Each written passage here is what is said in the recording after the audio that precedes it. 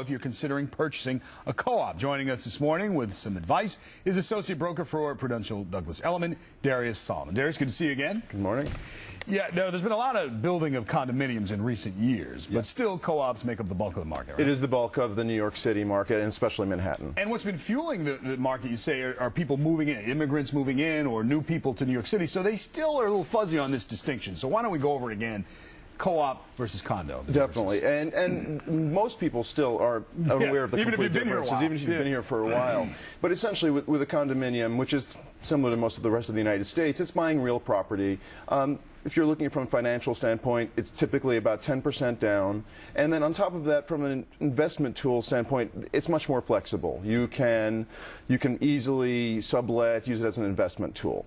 Now, with co-ops, you're moving to a different story. You're actually buying shares of a corporation, per se, of a private corporation. And Darius, you see we have the screen up here. Tell us what this example of. Here we're really looking at the average one-bedroom from the third quarter results, the average one-bedroom co-op apartment in New York City, which is about $610,000. Right. And if we were calculating out the numbers to look at what you need to afford a co-op in New York City, you have to look at we're using an average of 20% in this case. Right, which is a lot of them require, at least 20%. Right? And that's the main thing you have to be prepared for, is financially you have to meet certain criteria to be able to purchase a cooperative. And since in this case you can get a better price on a co-op versus a condo without a doubt. You're comparing about $11.71 a square foot for a condominium versus about $800-900 on co-ops. So again, you have to be prepared to have certain financial capabilities to be able to purchase a co-op. And you hear this phrase debt-to-income ratio. Debt-to-income is extremely important. Now, there are some averages, although every co-op is a slightly different flavor. Every co-op has a slightly different amount, and the average being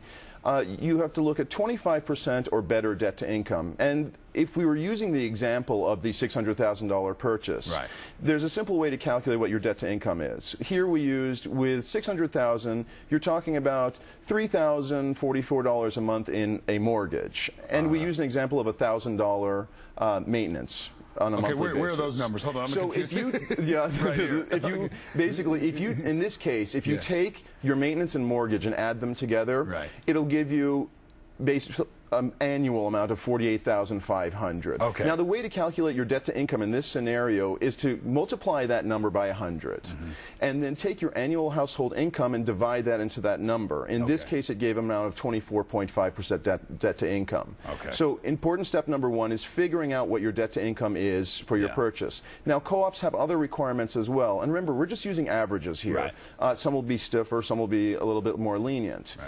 Post-purchase, after you've made the purchase, most co-ops require that you have some liquid assets. In this case, we're using an average of about 2 years of maintenance and mortgage. So on this $600,000 purchase, you'd be looking that you should have about $90,000 to $100,000 in account, in assets. It could be stocks, it could be cash, to be able to make the board feel like you're a safe.